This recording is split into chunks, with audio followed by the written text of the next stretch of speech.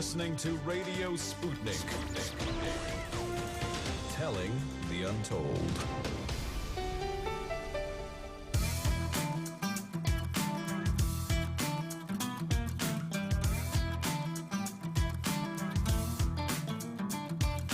Welcome to Political Misfits on Radio Sputnik, where we bring you news, politics, and culture without the red and blue treatment. I am Bob Schlehuber. And my name is Jamal Thomas. Let's get ready to go against the grain.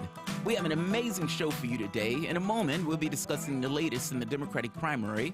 There's a debate tonight, after all, and all the campaigns not named Sanders are trying to cobble together an attack message to blunt his clear momentum. This will be the last debate before Super Tuesday, so expect fireworks in this debate with the campaigns pulling out all the stops. Later on in the show, we'll be discussing Trump's visit to India amid mass protests over India's Muslim exclusion bill. We'll also be speaking to Sputnik reporter Walter Smolarek live at the scene at the Julian Assange extradition trial proceeding in the UK to get the latest. But first, we have to start with something that made me physically nauseous last night as I was going through it. Can Bloomberg billions buy democracy? And is it a democracy at all if it can be bought? You have dollars or pitchforks, and usually I bet on the pitchforks, but our political system has never been tested with this much cash. Political troubadour and friend of the show, George Galloway, gave an impassioned, if not a bit hyperbolic plea for Sanders to be careful referencing the JFK assassination. Yes, this seems extreme, but those of us, and I wasn't one of them, but those that lived through the era of the JFK assassination, Martin Luther King assassination, the Malcolm X assassination, effectively all of these political assassinations, it digs into them. The new people, the new crop of human beings are not necessarily indelibly stained in this particular way and may look at what he is saying as being overblown. But let's be very clear. We're talking about a candidacy that is trying to fundamentally change and restructure the way our country goes about its affairs, not just politically, not just economically, but also militarily, our tenor towards the world. The last magnificent transfer of wealth in the United States was prosecuted on the back of a war, that war being the Civil War. Slaves, human beings, which were property, were freed. The freeing of the slaves were literally ripping away wealth from a moneyed class. For the last 50 years or more, you've had a political space captured, Republican and Democratic Party, by the same interests. This was always, however, wrapped with a patina of democracy and doused with fragrant oils of gaslighting and pageantry. With Bloomberg in the race, that patina has been ripped off, exposing the ghost face, the flaming skull of the American population, or at the very least the American political class. 90% of the races are decided by the side with the most cash. Put that in perspective. 90% of the races are decided by the side with the most cash. You don't even need to know the policies. Who got the most cash? And 9 out of 10 times, you'd be right in picking a winner. Candidates spend over 70% of their time dancing for dollars, hoping that some plutocrat or oligarch would take interest and put dollars into their D-strings to send them out and parrot various policies in front of the population to sell those policies. That modest incremental change is somehow what the population needs. As a rational actor in the political space, if you know this, if you go into politics knowing this, who do you logically lean towards? You behave, in effect, to the people who are paying you the cash, because that's the way you will get elected. The catch here and the problem that is affecting our political space, and it's not necessarily a problem at all, it's only a problem to various groups, is that 2016 and 2020 broke the theory that assiduously attending to the money interests is the only way to get elected. If you attend to the needs and interests of the masses, the dejected, the forlorn, the misfits of the world, you can galvanize a movement. This is, of course, the antithesis of the politics as usual, providing health care, eliminating student debt, increasing the minimum wage, expanding Social Security. There is no way the public would be on board for that. Oh, my God, the moment that somebody said something about it that was authentic, the public was indeed on board for it. Who knew the public would support a candidate that was in the best interest of their material situation? The establishment candidates that are supposed to hold back the night, or at the very least the key, the main, establishment candidate that's supposed to hold back the night. Joe Biden, not content with using black people in the United States as props, lying about him being part of the civil rights movement, he is now going international with looking for black people as props. He is seeking, or he has gone, Joe Biden has made the argument that he was arrested. This is a new argument. Nobody has ever heard this from Joe Biden before, that he was arrested in South Africa while trying to visit Nelson Mandela, something that the New York Times calls false. Let's hear the clip. This day, 30 years ago, Nelson Mandela walked out of prison and entered into discussions about apartheid. I had the great honor of meeting him. I had the great honor of being arrested with our UN ambassador on the streets of Soweto trying to get to see him on Robbins Island. This is the guy that's going to hold back the night? Not bloody likely. The catch here is Joe Biden is making these arguments because he is trying to maintain his black wall, the black level of support that Joe Biden was getting. For the first time in the polling, however, Morning Consult points out that Sanders has caught Joe Biden with the black vote. NBC News also made the point that Joe Biden was caught with the black vote, meaning it's not just one poll, it's multiple polls. And if this is showing in South Carolina, Joe Biden is going to be in trouble since this was the main constituency that he was using to blunt Sanders' momentum. Now, I've argued that the issue with the black vote has to be, or is mainly, who keep the monsters at bay. And when Joe Biden's electability collapsed, which again, Morning Consult points out, and Sanders' electability increased, which again, Morning Consult points out, all of it denotes that I was right. It wasn't that the black vote was somehow intrinsically linked to Joe Biden. It was just believed that there was an aspect of Obama and that he was the most electable. The moment that ended, then at that point, Joe Biden was not the key person. So this is rather important, right? The main guy who's supposed to hold the monsters at bay is caught lying by the New York Times. So it doesn't look like that's going to take place. So now you have a plutocrat knowing that that's not going to take place, giving Joe Biden the first 4 states. Because keep in mind, Bloomberg did not get into the race in the first 4 states. The goal was to ensure that Joe Biden didn't have an actual chance. Meaning, if Joe Biden had a chance and he was able to run away within the first 4 states, Bloomberg might not have gotten into the race at all. When it was clear that Joe Biden could not hold back the night, Bloomberg gets into the race, drops $500 million. The next closest person maybe is Steyer, but after that you might get Sanders. Both of them are billionaires. They're effectively swamping the airwaves with ads, lying and gaslighting to the population. He spent $500 million. Bloomberg was in the Nevada debate to get embarrassed and was not even running in Nevada. He is not even running in South Carolina despite being in the debate tonight. Again, all of this is just dollars. There was no massive support. There was no push for Bloomberg.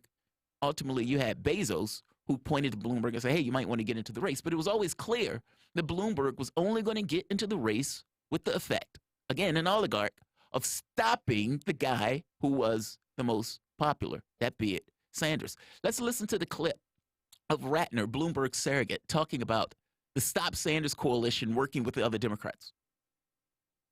The more that Bernie Sanders rises, the more, and I see this very much now happening already among my activist Democratic friends, the more people are getting scared about a Bernie Sanders candidacy for 2 reasons. First, because they think he'll lose, and second, they think if he wins, he'll implement the kinds of policies that I outlined a few minutes ago, which are so far away from the center of the Democratic Party. So there's a lot of activity around trying to, quote, stop Bernie, although it isn't called by that just yet. And that's and Mike Bloomberg could well play a role in that as an alternative to Bernie. Isn't that amazing? Not yet, not yet. It's coming. We're going to come with it soon. The Stopping Sanders thing. It's not called Stopping Sanders yet, but for all intents and purposes, that's what it is. All of these people in the race to stop one man. Think about that. Think about how sadistic and sick that is. It's not a situation where the guy is sitting in the corner without the support. He's the one with the massive amount of support. He is winning blacks. He's winning Hispanics in spades. He's winning whites. He's been able to create a coalition, mind you, without alienating other coalitions. Sanders has a ceiling. Sanders is this. Sanders, if we add all the moderates together, you still don't add up to Sanders in that last race. Bloomberg has gotten so arrogant to tell everybody else to get out the race. Bloomberg has only been running, hasn't even entered a race yet, and is telling everybody else to get out. This is utterly phenomenal. And the other campaigns, yes, are to some degree working with him on this. All of the campaigns were acted by Chuck Todd, whether or not they were pushed for a broker convention, meaning whether the person who wins, has the most delegates, gets the most support, wins the most races, should be the person to actually win it. Listen to what the campaign said. So you want the convention to work its will? Yes. Senator Warren. But a convention working its will means that people have the delegates that are pledged to them, and they keep those delegates until you come to the convention. All of the people. All righty. Vice President Biden? Play by the rules. Yes or no? Leading person with the delegates, should they be the nominee or not? No, let the process work its way out. Mayor Buttigieg? Not necessarily, not to listen. Senator Klobuchar? Let the process work. Senator Sanders? Well, the process includes 500 superdelegates on the second ballot.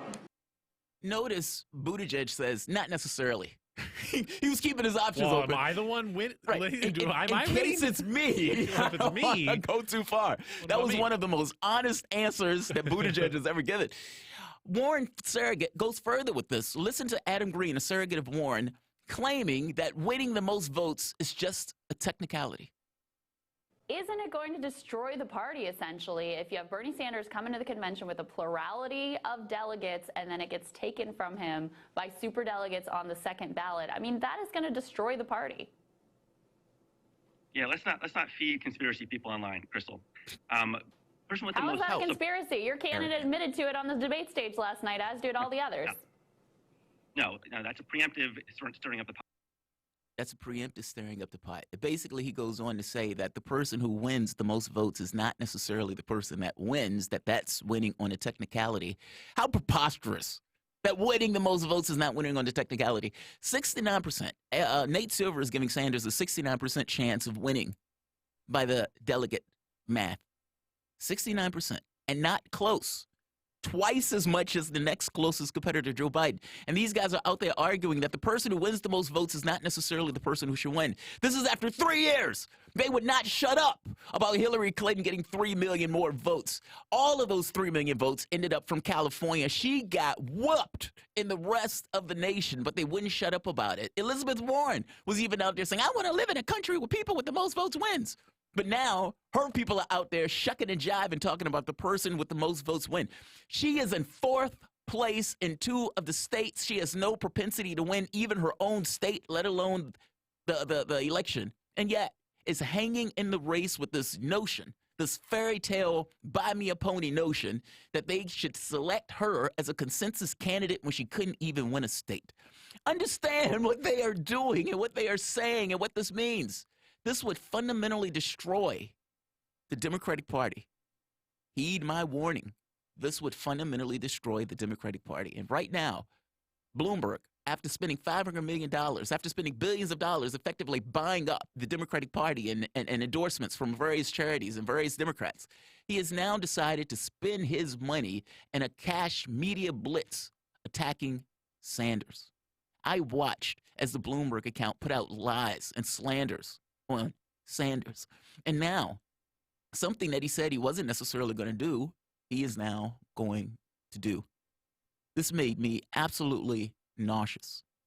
The candidate with the most support, and just to be very clear, this is what the New York Times said. He performed well across a range of voters, winning men, women, union members, and non-union members, and those attended college and those who did not, according to the interest polls. Mr. Sanders not only won among self-described liberal voters, but made inroads with moderates for the first time. Among self-described moderates and conservative caucus goers, Sanders was the top vote getter, albeit narrowly. This was in part because many blacks and Hispanics described themselves as moderates, and because Sanders outpaced the field with Hispanics, taking 53%. It was second only to Biden among African Americans, who captured 36%, and Sanders 27%. He also made progress with older voters. I guess my point is, Sanders has absolutely galvanized and was able to pull together a coalition. And right now, somebody who does not have a coalition, who only has dollars, is effectively buying the race, and the Democratic Party are all on board with the potential buying and kneecapping of the person with the most votes in the race. Bob, I find this to be a travesty of democracy that they would allow this, and I am hyped up and pissed off about this. Yeah. Welcome to Washington, D.C. It's amazing, right? So it's utterly amazing. Yeah, I mean, the Citizens United, I think about here in Washington, D.C. alone and the struggles we've had to get big money out of politics here and this kind of pay-to-play culture. And you look at studies that have been put out by anybody and everybody, and there's direct lines between when a developer gives a council member money, within 1 or 2 years, that developer has a big contract up in front of the council. And so you try to root some of that out. One of the laws that we recently were able to pass was no longer allowing bundling here in the district. So if one person had 10 businesses all at the same location, the max anybody could give for a single donation from one of those businesses was $2,000. Well, now if you own all 10 of those different businesses, you can just give $2,000. You could give $20,000. And now the story being, I was talking to one of the council members at the time, and they were trying to pass it, and they went to talk to the now mayor, who at the time was a council member, Muriel Bowser. And Muriel Bowser, who's also a surrogate and one of the national co-directors of Michael Bloomberg's campaign, said to that council member, well, why would we do that? It would become a lot harder to raise money. Yeah. It's like, yeah, that's why we're doing it, is because money is corrosive to a democratic process. So it's just funny to me that Bloomberg surrounded himself with people that just think about money in terms of fundraising, developer contracts. The other thing I want to just mention here before we go to our first break here is the idea that these candidates, the disingenuousness of it and the hypocrisy that they all talk about Bernie Sanders being this huge threat. Then you know what? If he's such a huge threat, then all of you should come together, have a conversation, and everybody needs to drop out for one of you then to go forward. Unfortunately, that didn't work and it's not going to work. And the best way to help Sanders right now is for there to be a large field to go into South Carolina, a large field in March 3rd for the Super Tuesday, because everybody splits out like they did in Nevada, and Sanders is skyrocketing above them. If it's a one-on-one, then you keep you keep it closer. Some level of chance. And you keep some idea of plurality with the delegates. But right now, if you have everyone in here, they split out, and there's no clear alternative to Sanders, and everybody else just kind of splits out the votes. He's going to have such a commanding lead of the delegates. And just to speak to what Adam Green there, the surrogate of Warren, was trying to say is, well, what if everyone ends up at like 30%, 28%, 24%, then why would we go with the plurality when it's so close? We want to think about people's second choice. But right now, that's not the case. There's not 3 front runners that are all going to split out, especially if it's a crowded field. And so what he was saying was just, he was, I don't know, the fact that he just talked down a crystal ball like that is just like, what? The conspiracy theories, lady. Come on. He honestly believes that if they rip it from Sanders and give it to Bloomberg, and by the way, Bloomberg doesn't care if the Democratic Party loses or breaks. He cares about his own class interests, which is the other complication for this. So it's not enough for Bloomberg to just lose in this sense, especially if Bloomberg takes the party down with him. Which he's fine with. I mean, the fact that he's going on stage and being like, this guy's a communist. I mean, yelling out stuff that the other Democratic candidates are kind of saying, like, we're not going to go that far. Yeah. We'll go, and that's fine. You're in debates. You're trying to win. It's politics. But there are lines that the Democratic candidates have set up to some degree, one way or another. Yeah.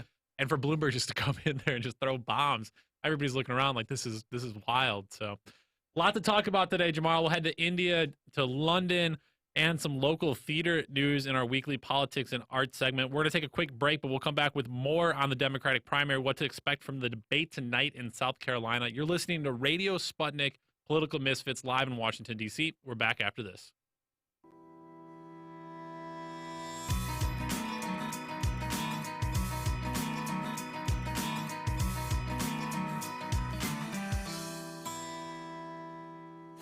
We are above all the latest developments, and we don't take any sides. Radio Sputnik, telling the untold. Tune in to Loud and Clear with Brian Becker for the latest news, commentary, and political analysis. What's really behind the political and social crisis gripping the United States and the world? Forget the spoon-fed soundbites from the pundits who know so little about so much. We bring you independent experts, analysts, and activists. Learn what really makes the decision makers take from the boardrooms of Wall Street to the West Wing of the White House. Here is where the people fighting for change speak and are heard loud and clear, 5 days a week on Radio Sputnik and SputnikNews.com.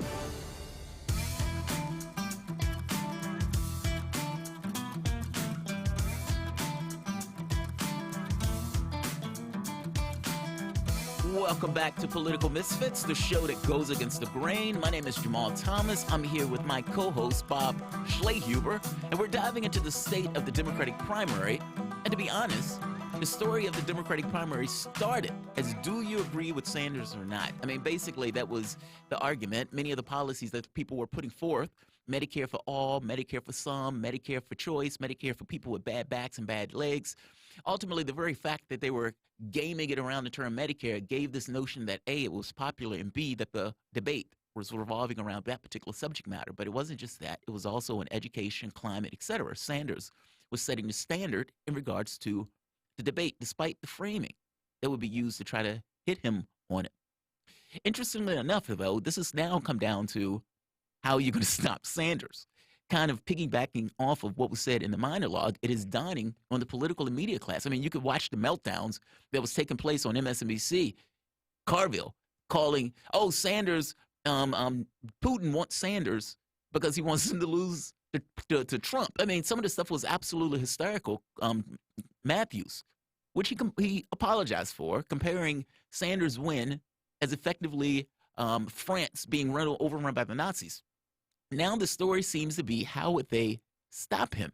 So the debate tonight will be the last debate before South Carolina and, of course, the big haul in Super Tuesday. And to get across some of their issues, Nate Silver at 538 is predicting a 69% chance of Sanders winning the plurality of the delegates, a dominant share, with the next person behind, Joe Biden, being only at 18. Sanders taking twice as much. Morning Call has Sanders extending his lead among the other candidates in Nevada, which, again, was somewhat of a dominant showing. But before Nevada, he was at 28%. He's extended his lead to 32%, with the next closest being Bloomberg, who was up to 19%. We have current South Carolina polling with Sanders effectively taking, or let's say coming even with Joe Biden, or barely even. Joe Biden with 25%, Sanders with 24%. The next closest person is Steyer. This is NBC News Marist poll, and this is among registered voters. Among all voters, you have Biden with 27%, 23%, not necessarily a comfortable margin considering what took place in the last elections with Joe Biden and those margins. The next one for California is a horror show for the other campaign. Sanders is bringing in 26.3% to Biden's 14.8%. That is staggering. Texas is looking a little bit closer with the primary process with an average of 22.3 for Sanders, 20.7 for Joe Biden. Now, the question becomes, with looking at states like that, and you're going into Super Tuesday, you have a debate tonight, what are they going to do to stop Sanders? Now, many of the campaigns have started with this attacks on Cuba and comments that Sanders made on Cuba, quote unquote, supposedly being congratulatory to Castro, missing the point that Obama made the same comments. Let's hear Sanders double down on these comments at the debate. And I got to be honest, if you run, they'll chase you your whole life. You're better off standing and defending your ground. And that's what he does at last night's town hall. Let's hear him. He picked winners and losers and killed them and put them in prison forever. You don't give him a pat on the back for anything. You don't give, it's not a question. Truth is truth. All right? Now, if you want to disagree with me, if somebody wants to say that, and by the way, all of those Congress people that you mentioned just so happen to be supporting other candidates, just accidentally, no doubt, coincidentally. But, you know, the truth is the truth. And that's what happened in the first years of the Castro. Now, truth is truth. Truth should be a defense to this other nonsense. The notion that they're going to say Castro did nothing right. There was nothing in the world that he did right because we don't particularly like the former politics. That's utterly ludicrous. You can look at the stats for yourself in order to come away with a consensus. Bernie Sanders was right about Castro's literacy push in 1961. Over 700,000 people learned to read and write. That's called PolitiFact. It's PolitiFact backing dictators. Not to mention many of the other people who are attacking him back Saudi Arabia or back some of these other countries with rabid dictators. And by the way, Obama basically said the same thing. I mentioned earlier that Biden was using blacks as a prop. Well, Biden was caught trying to come up with an argument that he was running in the Senate. I think he just got this wrong. Let's hear the clip. And I have a simple proposition here. I'm here to ask you for your help. Where I come from, you don't get far unless you ask. My name's Joe Biden. I'm a Democratic candidate for the United States Senate. Look me over. If you like what you see, help out. If not, vote for the other guy. Give me a look, though, okay? The other guy? Vote for the other guy? The other Biden? Vote for somebody? Biden. The other Biden? That's hilarious. I felt so bad watching that, too, because I was just like, oh, he'll correct himself. Correct yourself. And he never corrects himself. It gets worse. It not even worse. This is going into the debate. This is the guy that's supposed to hold back the night that is Bernie Sanders. www.3033 to text Joe online. And then we have Pete and Warren arguing on who can bring a broad coalition. Now, keep in mind, Warren came in fourth in the last 2 states. Pete is literally getting 2% of the black vote and 1% of the black vote in South Carolina. Sanders is taking the black, the Hispanic, the white vote, the working class vote, and the people's vote under $100,000. Who's the one that's really bringing in the broad coalition? And now we have Bloomberg launching this broad media assault on social media and Twitter, effectively blanketing the airwaves to try to take down Sanders. Bob, are they trying too hard? Like, is this, like, it seems like they've gotten so far away from the point. Now, you're not a Sanders supporter in the way that I am. I am the Sanders supporter on this channel. The channel is not a Sanders supporter. What do you think? Two things. Is this going to work? And what do you think Sanders' real weaknesses is that can be exploited among the candidates? Because this doesn't seem to be it. No, he's divisive statements aren't going to work from Pete Buttigieg tonight. When Pete Buttigieg himself tried to attend a Fight for 15 rally yesterday, I don't know if you saw this. He tries to like pick up picket signs and join the rally, and he gets chased off of the protest. Basically, people chanting him away like you're not welcome here. Well, he drove Get up. Out of here. Yeah, well, he drove up and tried to jump in the front of the He was line. like so excited. Like it's like people have never been to a protest and just like overly giddy about the signs. Like this is incredible. I've never carried a sign. Like the power.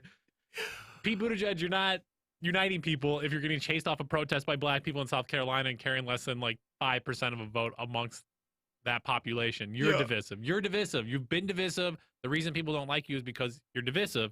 You're divisive. You can't claim Bernie Sanders is a unifying candidate. You know, for Sanders tonight, you know, a lot of people have already solidified that they support him. They're very excited for him. So many people this last week have broken from Elizabeth Warren over to Sanders. But the thing he has to keep in mind here is I don't think there's any winning this debate for him tonight outside of just kind of like not playing the game and just sticking to your talking points. They're going to try to get him on his past NRA votes in the 80s and 90s and how Vermont's kind of a gun, go whatever you want. A lot of rural voters.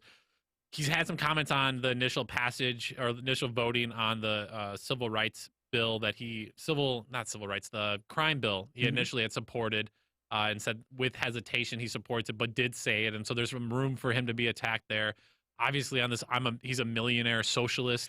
That seems to be the stupidest one. I got into a conversation with the guy last night. The guy was, I was at the clinic and the guy made the point. He was like, this guy's a millionaire complaining about, this other stuff. And I said, what does him being a millionaire matter? And I said, Bloomberg has $60 billion. He says, oh, that's not a big difference between the numbers. Those are just numbers. I was like, what are you talking about? Numbers. I said, Bloomberg has just bought billions of dollars into the Democratic Party to buy the machinery up. How is somebody with $5 million from writing a book going to do that? And you're acting as if, it's almost like saying somebody who's black can't fight for gay issues. Yeah. It's nonsense. I mean, the fact, too, that he didn't punch back at Bloomberg talking about Sanders having 3 homes. Bloomberg has like 15 properties, like buildings, skyscrapers the guy has. And this idea that Sanders didn't have a strong response on it. So that's why I think it gets brought up again tonight. He gets caught off guard on that one because I think he thinks. I think he kind of feels bad about being a millionaire. Like you're like a famous person who sold the book in America. There's millions of people that bought your book. Like that's kind of the outcome. Give the money away to somebody if you don't. Screw like that. I mean, Keep that's your what I'm money, saying. Like, but definitely come up with a better answer and a better retort. Even being someone indignant about the notion that you have $60 billion and you're effectively buying the Democratic Party and you're complaining that just because the notion that somebody with $1 million can't be a socialist, I don't quite get that. Yeah, it'll be interesting if he goes. I mean, if Bloomberg gets knocked out here, the thing to keep in mind here is Super Tuesday is next Tuesday. I mean, it's just right after. It's right around the corner. It's a week away. I don't think much can be gained I don't think much can be gained here. We saw Elizabeth Warren do well, raise some money off of it, but that didn't translate to votes. We've seen Bloomberg drop a few percentages in the national polls since that debate. So the debate can definitely hurt you a little bit. I think for Sanders, he just keeps it close to the chest, stay on his talking points. Hopefully he's prepared himself a little bit for a deflection or two. But overall, I think he just has to stay the course. Everybody else is going to be wild. It's going to be wild tonight for everyone else. So we'll talk more about that tomorrow. We're going to switch our gears here to talk a little bit about Donald Trump's state visit to India and the politics around that visit. We're going to take a quick break here on Radio Sputnik. We're live in Washington, D.C. We're back after this.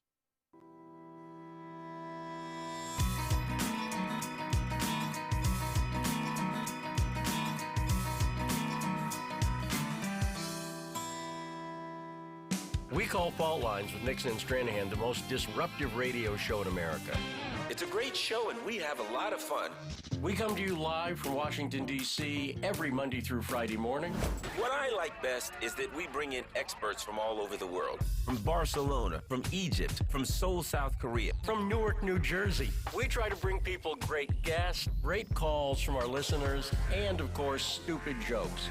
And we do it with two hosts that have very different viewpoints. Now, here's the thing, Garland. A lot of people would think you and I would just argue. I mean, I'm a Republican Trump supporter. And, of course, I am a progressive Democrat Bernie Sanders supporter. The surprising thing is how much we actually agree on. And you won't be surprised because you're going to find out just how much you agree and just how much you enjoy this show.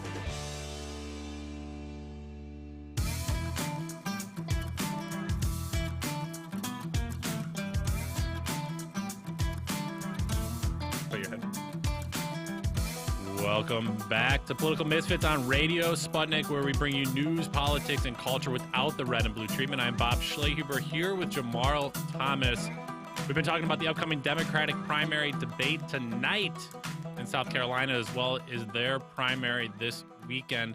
We're now shifting gears to talk about the latest international news stories. Give us a call, 202-521-1320, 202-521-1320.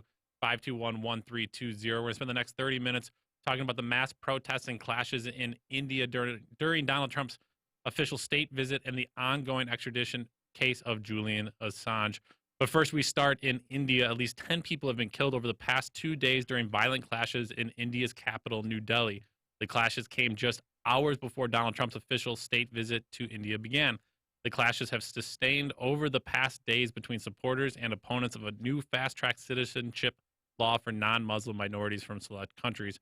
Meanwhile, as protests carry on, Donald Trump held a large rally at a cricket stadium alongside Prime Minister Narendra Modi before flying to Agra to visit the Taj Mahal. The 2-day state visit is winding to a close as the two leaders' visit will end with an official state dinner. Joining us now is Namita Mankad, the co-founder and executive producer of iUSARadio.com. Thank you for joining us. Thank you for having me, Bob. Appreciate you being available to join us here in studio. You're our first ever in-studio guest on Political Misfits. You didn't know that? No. Congratulations on that distinct honor. So thanks for coming in. Unfortunately, we're talking about a story here that's not all too positive. Let's first start with the citizenship law. I'm sure many of our listeners know about it. The Citizenship Amendment Act passed in December of 2019, and it went into effect about a month and a half ago in early January of this year. The new act grants amnesty to non-Muslim immigrants from 3 nearby Muslim-majority countries, Afghanistan, Pakistan, and Bangladesh.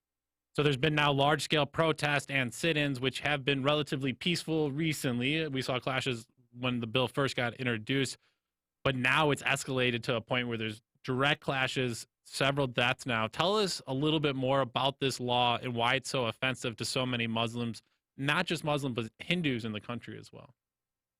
I think that this is first time the law, and it's allowing Indian values. So this is something that's fundamentally new in regards to India that Modi is putting through. Yes, unfortunately, I would say so, and I feel that, and that's my view, that Prime Minister Modi has two ways of representing his personality, where he is saying that all religions are equal according to him, but at the same time, some acts and laws are coming which are anti-Muslim, and this law is one of the examples. Can you explain Hindu Veda? I think that's how it's pronounced. Essentially, this kind of there's an argument sometimes that I've heard among people who are strong supporters of Modi that makes this case of treating India and Hindus kind of like Jews in Israel, meaning this notion of a primacy of a Hindu religion as opposed to meaning this is a Hindu nation. This is not a nation for everyone where everyone is equal, but this is a Hindu nation. Is this somewhat of a concern or worry with Modi being in office? Especially with laws like this. I mean, it's one thing to say it. It's another thing when he starts to implement laws that seems to exclude various religions. So Hindu-Muslim differences and routes are not new in India. that started with the partition in 1947, and Pakistan just and before India, around that, when Pakistan and now Bangladesh from Pakistan became separate country, but all three countries were actually one. I have seen growing up this kind of routes going on. I remember when I was in college in 2002 area, when we were locked in our hostel for 4 days because of Hindu-Muslim routes. My city, which is Rajkot, very small town, very peaceful city and very safe. First time I saw burning of each other's places and businesses. Something that is similarly happening right now Today in or yesterday, yes, if I'm in not Delhi. mistaken, there was like a counter protest where they were setting fires. I mean, they were pretty significant. Yes, and that's so. But after that, that never happened. Fortunately, in Rajkot, but that's part of Ahmedabad, Delhi, and other major cities. Yeah. So that's not something new. But right now, I see that the stress and tension between these two religion communities is becoming evident, and unfortunately, this politician religion games are supporting this more and more. Just today, one of the parliament member had the statement which only gave air to this protest and increased the violence in Delhi. Yeah. So yes, I would say that I think it's the policy of the party. It's BJP, and also the rise of RSS, which has been always strong Hindu focused political group, I would say. Is the RSS part of the BJP, or are they in the same? It's a gray area, I would say, but it's different parties. I understand that when it comes to terrorism, India should be protected, but we should also think of terrorism rising from different religions. It's just not Muslims. Yeah, it seems like so much of this trip has been for Prime Minister Modi to put on a good face for the rest of the world, to basically say, we're not doing this stuff, and this is everything's great here, Donald Trump, and you're here because you appreciate all that we've done. And it should be noted that Modi had great relations, I think, at least publicly, great relationships with Barack Obama. He met with Barack Obama, I think, seven times, both in the White House and in India. And so they went out of their way to put on this positive face of things. But yet, as you said, Prime Minister Modi's history goes back, in his legacy really marred by in 2002 when he was the chief minister of the Gujarat state, the sectarian riots that left more than 1,000 people dead, almost 800 of them Muslims. And he wasn't even allowed to come into the United States for a long time because they were afraid he would be arrested or criticized or pushed back for that. And so there's a legacy of Modi. How much of Modi's time in office has just been kind of a public relations stunt on one end, and then on the other end are opposition parties well organized to push back on him, or is he kind of just have a free-for-all right now?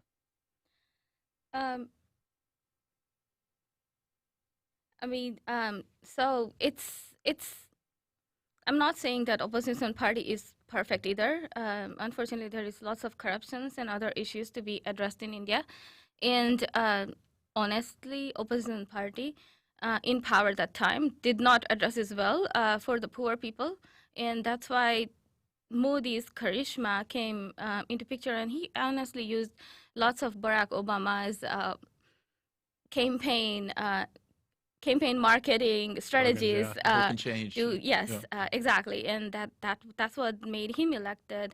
And some things he has done good for India, and that's why some common people decided to re-elect him, and there are big supporters.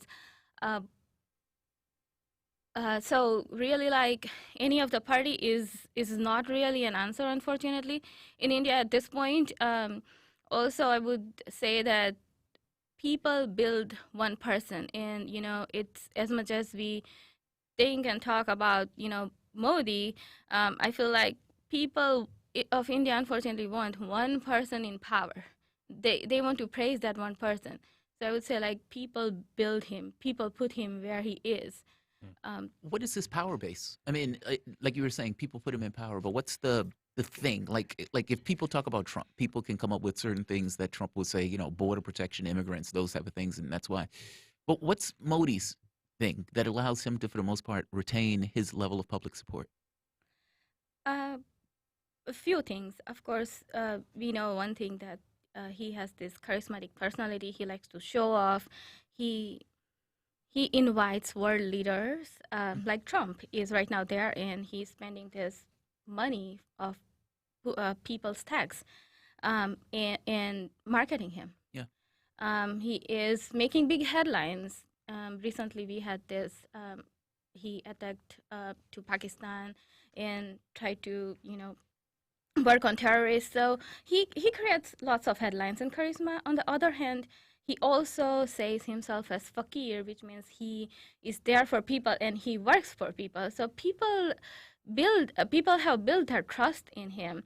And lots of technological advancements are happening just because it's not because of any politician, I would say, but lots of government things are going online, and somewhere it's helping at lower level to some common people to not face corruption, because the India I lived in, you pay money to everyone for any service you want to get from government. So those are the things which are supporting him to be a likable leader. But at the same time, we know that this kind of things are causing questions now in everyone's mind, and other good leaders are rising. Other party is opposing, especially that the CA Act at state level. Even though some states are not majority BJP, most of the states who are not majority BJP oppose that because they don't want that to have within their state that division, because India should be undivided country.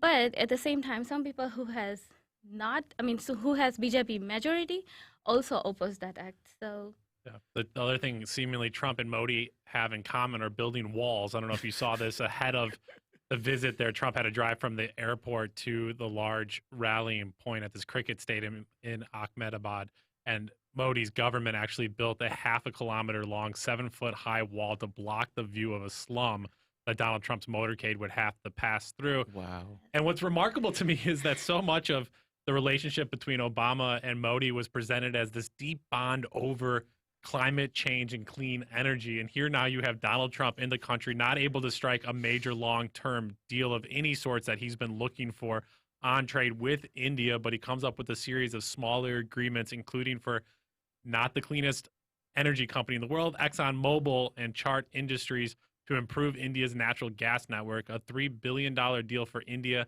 to buy military equipment from the United States, and non-binding accords on mental health and drug products. So there you have it, Trump and Modi's relationship seemingly based on dirty energy and dirty weapons and helicopters. Just kind of curious your thoughts on Trump visiting India and what you think the United States under the Trump administration is looking for from Modi, from India. Anything beyond just a PR headline press here for Donald Trump? I think so since beginning, I'm seeing that Modi and Trump are close. I think the advantage for Trump here is obvious, where lots of Indian Americans who are who have stayed here and now they are citizens, they will have their trust in Trump and they will vote. In exchange, I think they are hoping to have some policies in their advantage. The benefit to Modi, I would say, it's again creating charisma for his people, and he's the special one. Unfortunately, somewhere it's like dictatorship. That's what he's establishing in India, and that's his advantage. So it's a mutual, unfortunate advantage for power, giving power to each other. Essentially, two leaders on the world stage, and he gets to ham it up with leader of the quote-unquote free world. Yeah, fascinating stuff there. The Howdy Modi event that he held here in the United States does go a long way in Madison Square Garden. There are a lot of Indian Americans here that are going to turn out and vote, and whether or not they vote for Donald Trump will be quite interesting. That was Namita Mankad, the co-founder and executive producer of iUSARadio.com, our first ever live studio guest here on Political Misfits. We did it. Thank you so much for joining us. We greatly appreciate it. We're going to take a quick break before we go to Sputnik News analyst Walter Smolarek, who is live in London following the Julian Assange extradition hearing. 202-521-1320. You listen to Political Misfits live in Washington, D.C. We're back after this.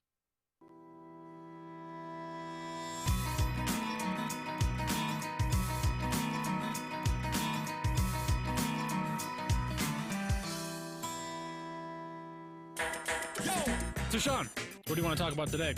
Well, Bob, that's easy. I want to talk about the need to stop the development of self-driving cars. Again, Sean, you're driving me nuts. I think the self-driving car thing's already out of the gate. No.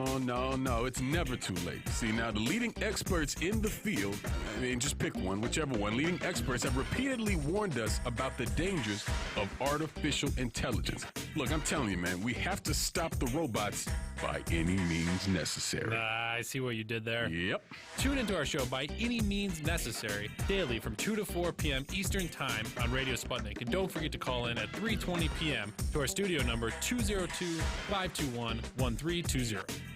And if you miss us live, check us out on SputnikNews.com, Spreaker, iTunes, iHeartRadio, Spotify, or wherever you listen to podcasts to stay up to date on the latest political, social, and economic movements shaping the world around us.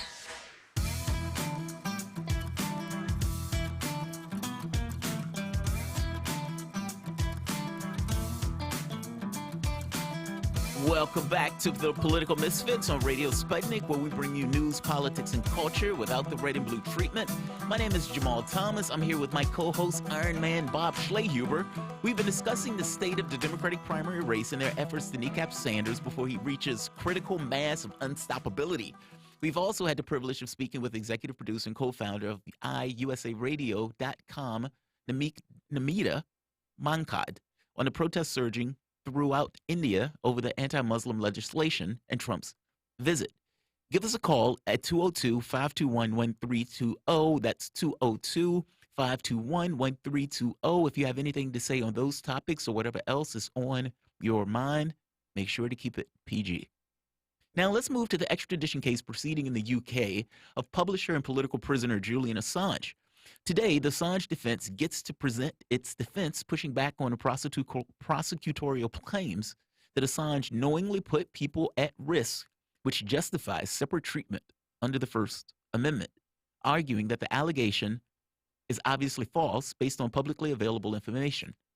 People backing Assange have also mentioned potential bombshells to be exposed during this case.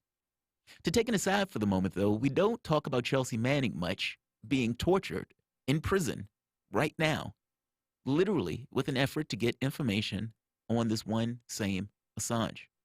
To discuss, we have Sputnik correspondent Walter Smolarek at the scene. Walter, how are you doing today? Very good. Glad to be here. Excellent. So the defense is getting its chance to present its case today. So what is basically the prosecution's basic allegations, and what is the defense basic response? So the prosecution is saying that WikiLeaks functioned, not as a journalistic entity, but acted irresponsibly and put people's lives on the line. And in fact, the implication of their statements is that because WikiLeaks chose to publish these documents, these cables from different U.S. embassies or other materials that were leaked by Chelsea Manning, that led to the death of sources, informants, allies of the United States. But today is the defense's turn to make their counteroffensive, to make their case, and to answer the case of the government. And of course, this is going to be continuing all week as well, and also again into May. So what Julian Assange's lawyers are doing is basically saying, well, look, you already admitted in the trial of Chelsea Manning that you have no evidence to suggest that anybody at all was harmed as a direct result of WikiLeaks publication of these arguments. And also what, his lawyers have been doing in court today is exposing some of the outright falsehoods in terms of the timeline that the U.S. attorneys presented in the court in the UK. Basically saying, well, look, the cables, the diplomatic cables were not released exclusively by WikiLeaks. WikiLeaks obtained them. But WikiLeaks worked with a number of other media outlets to prepare them for publication, basically to remove information that could lead to people being harmed. The way that the unredacted materials got out there is actually because of the actions of a journalist with The Guardian who published the password to essentially a mirror site housing these documents as well. So that's the core of the defense that we've seen so far, that, you know, this is simply a case of an extremely powerful entity, in this case the US government, persecuting somebody for completely political reasons because he did something that was politically embarrassing to them. He exposed the secrets, the wrongdoings, the crimes that they were committing. There's also evidence that Julian Assange was working to ensure that certain information was not released unredacted, correct? I mean, this was one of the things that they were also discussing. Oh, yeah. Oh, for sure. Yeah. The lawyers were bringing up, like, hey, we tried to get in touch with the State Department. I mean, we were saying this is urgent. This is extremely important. And we need to talk to Hillary Clinton, who was then the Secretary of State. You know, Hillary Clinton is like top people, like, right away. So, yeah, for sure. I mean, just clarifying myth from fact in terms of the timeline is a big part of the legal strategy here. And, you know, it seems quite convincing to me. You know, there's all sorts of political calculations involved, though. I mean, this UK court, I don't think, is unbiased either. I mean, UK courts almost always, there's a tradition, right, of, you know, basically always granting US requests for extradition. There's not exactly a balanced relationship there. But yeah, I mean, these points are being made very effectively, I think, by Assange's lawyers. Walter, I want to turn to a caller we have on the line. Dan, you're on the air. You wanted to talk a little bit about Russiagate. Yeah. Also, just real quick, I while I was waiting on hold, I heard you talking about Assange. Maybe off or later or before I get to what my original reason for calling. I heard some reporting that said that I guess maybe there's a British law that if I guess it prevents extradition in cases where there's politics involved. Mm-hmm. So if you guys were aware of this or if you've talked about it yet. Yeah, that's a great point. We'll talk about that after you make your points here on Russiagate. Okay. So yesterday I was listening to an episode of Pushback with Aaron Mate where he was interviewing Max Blumenthal. And Max Blumenthal was discussing not just Russiagate, but the recent smears against Bernie Sanders that Russia allegedly or Putin wants to help out his campaign or something. And Max Blumenthal brought up a conservative blogger who he assumes either made a really good guess or possibly has connections to somebody who was in the House Intelligence briefing led by Adam Schiff that these revelations were raised in, that shows like that are produced on RT and Sputnik, since many of the commentators on those networks are also supportive of populism and Bernie Sanders' particular brand of populism, that is a de facto evidence that Russia is that's the evidence that they use to support the argument or the belief that that Russia is offering support or supporting Bernie Sanders' campaign. And I didn't know if you guys had seen that. If you want to get a chance to talk about it, I could take the comments off. We're on to it, Dan. We're on to it. We appreciate the call. We're center scope for all of the people that are talking about these things. Yeah, on the Russiagate thing, we talked a little bit about it yesterday. I highly recommend anybody that didn't get a chance to talk about it, check out our podcast on all the podcast platforms. This show you're listening to from 12 to 2 o'clock daily comes out on iTunes, iHeartRadio, Spreaker, all the different podcast platforms, as well as you can go back and watch it on the Progressive Soapbox if you want to see myself or Jamaro. That's right. All of the cameras right here, all of this. You can always check us out on Facebook, all the social media platforms. So check out that conversation. For this moment right now, today at least, the Russiagate stuff has fallen apart after everybody kind of had to backfire the ridiculousness of it. And finally, more people came to the backing to say this Russiagate stuff, enough is enough. But it was just Trump. Yeah. But it was just Trump being attacked. Whatever, that's fine. But now that our guy, so whatever, I'll take it. And hopefully it's out of the news for a second. Castro and Cuba have made it into the latest smear attacks. But I want to go back to your first point there with Walter Smolarek, who joins us live from London about Assange. Yes, the caller is correct. There is ways to prevent an extradition if it is for political purposes. And it seemed like that was the defense last week, trying to say, look, this whole thing with Assange goes back to the U.S. election with Donald Trump. And Donald Trump allegedly even had told Rohrabacher, a former Congress member, to travel to Assange and offer him a pardon. If that's not more political, what else is? That story seemingly fell apart after Congress member Rohrabacher said no, that's not the order in which it happened. So obviously this is on the mind of this Assange's defense, Walter.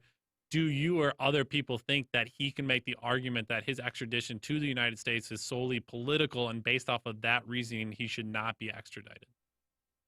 Oh, absolutely. I mean, that's the core of their defense, and I think they're making the case quite well.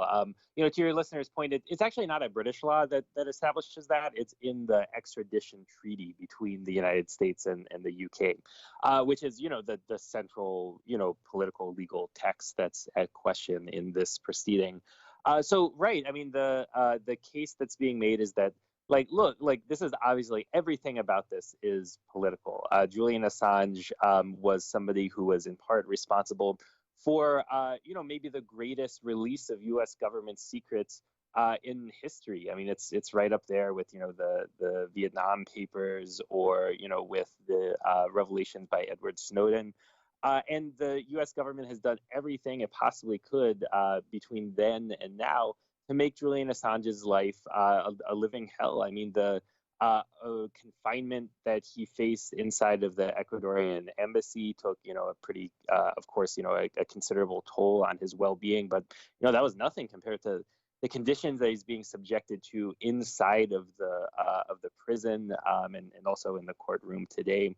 Belmarsh prison is sort of the Guantanamo Bay. One protester told me, this is like the Guantanamo Bay of the UK. I mean, this is where the government sends its most quote unquote dangerous terrorism suspects.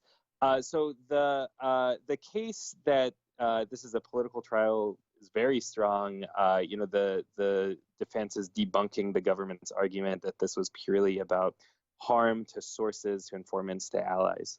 Let me ask you this. The Assange team is also complaining about unfair treatment using essentially in trial interference. Basically, they say he was handcuffed 11 times, stripped naked twice. They confiscated his files, his case files, only to give it to him back later in the evening. This is also piggybacked on this notion where we know they were spying on him while he was in the embassy, spying on his legal defense or legal work. Also, the case came up saying something about an attempt to kill him and blame it on an accident. Are you aware of this? Oh yeah, so these are all important details. Yeah. So last night, when he was back in the prison, he was really badly harassed. Julian Assange was really badly harassed by the prison authorities. The lawyers for Julian Assange complained in court today, saying look, our client is being denied his right to meaningfully participate in his own defense because the court documents were confiscated from him by the prison authorities. The guards were moving him around from location to location, handcuffing him, stripping him naked in the process. And the judge basically shrugged her shoulders and was just like, well, that sounds bad, but it's not really in my purview, and you should talk to the prison authorities about that. So that's for sure an important detail for listeners to know about. And yeah, this wild detail about how the U.S. at least sort of floated the idea of assassinating Julian Assange. So the thing that this sort of stemmed from is that the Spanish private security company that was running the camera system at the Ecuadorian embassy made a secret agreement with the United States to sort of funnel that information to them, to funnel that video footage. And remarkable. Multiple countries working together to spy on a non-U.S. citizen for the United States. We're going to take a quick break. Walter Smolarek live in London. He'll be with us the rest of the week covering the latest from the Julian Assange extradition case. You're listening to Political Misfits live in Washington, D.C. We're back after this.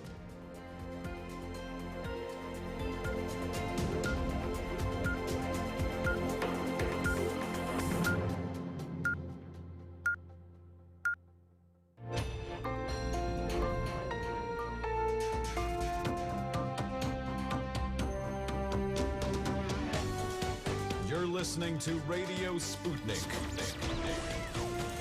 Telling the untold.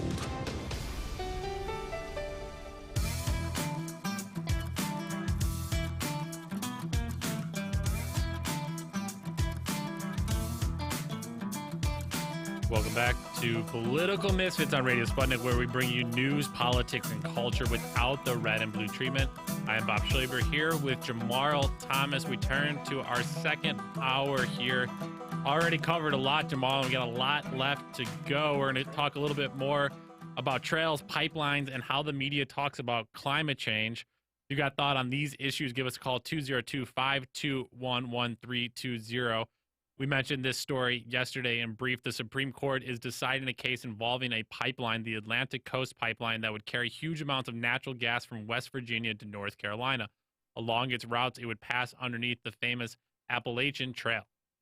In arguments yesterday, it seems like the justices were reluctant to uphold a lower court's ruling that the Forest Service didn't have the authority to grant the special use permit the pipeline requires to go under the trail near Reed's Gap in Virginia and some surrounding areas. From the Wall Street Journal, Chief Justice John Roberts said the environmentalist argument could erect an impermeable barrier that would prevent any pipeline from crossing the trail and reaching East Coast customers. Your position has significant consequences to it, enormous consequences, Justice Brett Kavanaugh told Michael Kellogg, the environmentalist lawyer. Mr. Kellogg said any such barrier applied only to federal land and that dozens of pipelines have already run under the trail via state, local, and private land. The arguments even got into metaphysical discussions of the word land, Jamarl. Is the trail land or is the trail a trail? What is? As the Trump administration argues, a footpath that traverses land but doesn't have the same protections as land. Yes, the Trump administration argues a footpath that traverses land but doesn't have the same protection as land. Depend on your definition of is, Bob. What is land? Nobody makes this distinction in real life, said Justice Elena Kagan, who was sympathetic to the environmentalist arguing against the pipeline. She said, when you walk on the trail, when you bike on the trail, and when you backpack on the trail, you are backpacking and biking and walking on land, aren't you? Boy, this isn't the only pipeline that threatens the Appalachian Trail. The Appalachian Trail Conservancy has also been fighting the Mountain Valley Pipeline, which calls bad energy development a bad project. They accuse the Mountain Valley Pipeline project of cutting the AT, the Appalachian Trail, and other local stakeholders out of key meetings and withholding crucial information, among other shady businesses.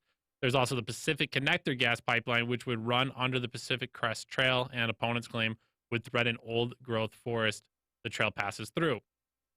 With us to discuss this and why you should be outraged at one of the nicest parts of the United States being slowly eroded and destroyed, not only these trails, but also national monuments and parks out west. We're joined by Fred Magdoff, a professor emeritus of plant and soil science at the University of Vermont, co-author of What Every Environmentalist Needs to Know About Capitalism and Creating an Ecological Society Toward a Revolutionary Transformation. Fred, thank you so much for joining us. Good to be with you. Fred, I'll let you weigh in on this. Is the land trail on whether or not we can actually have the impermeable barrier? Can the Appalachian Trail be distinctly used to mark off and block off pipelines traveling under or over it? It's quite an interesting case nonetheless, and hopefully, in my opinion, I hope the Supreme Court actually rules in favor of the environmentalist. Yeah, well, there's no question that it's land. I mean, that's, Kagan, the Supreme Court justice said, when you're walking on it, you're walking on land. So, I mean, the semantics is, of course, nonsense. Yes, I would hope that the trail could be maintained in perpetuity, and it's as undisturbed as it is. Of course, there has been plenty of disturbance over the years, but not that much major disturbance like this happening in any recent history.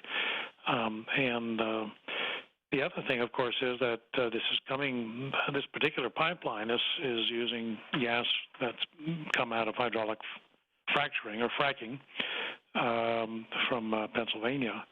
And it's really trying to deal with a problem that they have, which is there's just too much gas.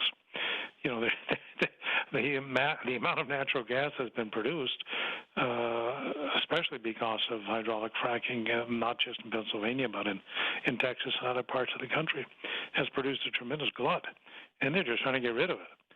And fracking itself is really marginal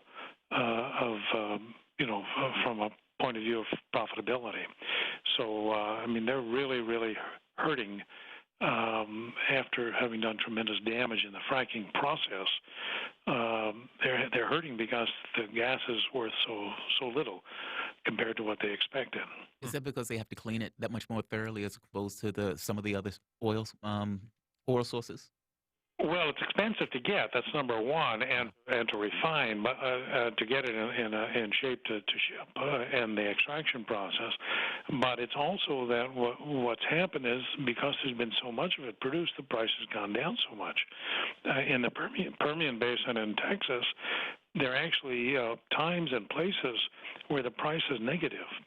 In other words, they will pay you to gas. I mean, it's gotten like that. You know, it used to be that coal was the cheapest fossil fuel, any type of fuel, and now gas is significantly cheaper. Natural gas is significantly cheaper than coal.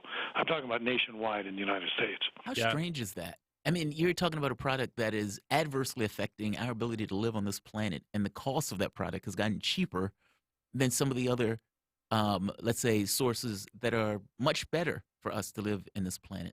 Can you talk about that for the moment? Like just the strange, the economics of climate change, or the economics of our society and the way that we price items. I mean, because depending on the price is incentivizing usage, basically. And so if you have a price that's cheaper than something like, let's say, solar or something like wind, then you're going to incentivize people to use that particular item, especially some nations that are up and coming. Can you talk about the politics, or for that matter, the economics of having gas to be that cheap? Well, one thing that it does, which I guess you could view as a positive, is that it's cheaper than coal, and it makes coal completely uneconomic. Even coal plants that are up and running, I'm talking now in the U.S., they cost so much more to run because the fuel is more expensive than would a gas-fired plant. So for electric generation, I'm referring to. So from that point of view, you could say, well, all right, it's positive. But the reason we have so much gas is because they've gone through this, what I would consider to be, from an environmental point of view, and from a larger point of view, sort of a nutty process of hydraulic fracturing in order to produce more and more oil and gas. Environmental regulations were superseded in order to allow this to happen. This is not just in Pennsylvania, but Texas and North Dakota, and this is a particularly dirty form of extraction, and it causes environmental damage during the process. They have a lot of extremely toxic wastewater that they have to get rid of, which they just inject back into the ground, which certainly can't be doing the aquifer any good. And so you have all sorts of problems with this, and also it's uneconomic, and the whole industry has been based on drilling more and more wells, which decline in, I'm talking about fracturing, hydraulic fracturing, which decline in productivity rapidly. So you need to keep drilling and drilling and drilling, and then selling them off to buyers just to get rid of them. That has been where the money was made, and the people who are stuck at the end who bought those wells are not making money.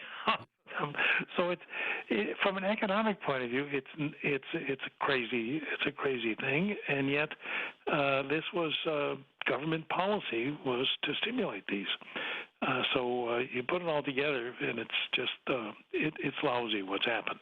Yeah, it is lousy, and we're going to hear more lousiness tonight as the Democrats head to the debate stage again in South Carolina. Mike Bloomberg, in his first debate last week, the guy who's supposed to be good on the environment and guns are his two kind of marquee, this is maybe why I can argue I'm a Democrat whatsoever, issues.